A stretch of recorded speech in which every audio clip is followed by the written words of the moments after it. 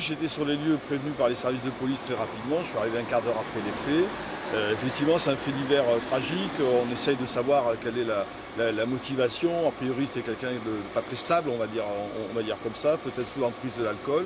On en saura un petit peu plus aujourd'hui, mais ma première pensée, bien sûr, vers les blessés. D'abord les deux ambulanciers, puis après les deux passants. C'est effectivement une affaire tragique qui survient à un très mauvais moment.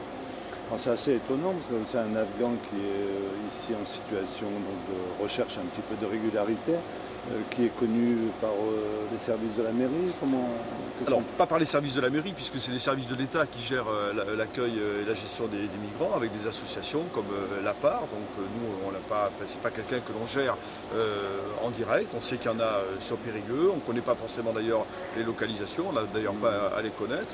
Dans la grande majorité des cas, ça se passe effectivement très très bien. On a de bons contacts avec la communauté. Et là, on a affaire à un fait divers qui n'a rien à voir, a priori, avec l'origine de la personne. Alors, on dit qu'il est fragile psychologiquement. Sur quoi on se base pour dire ça?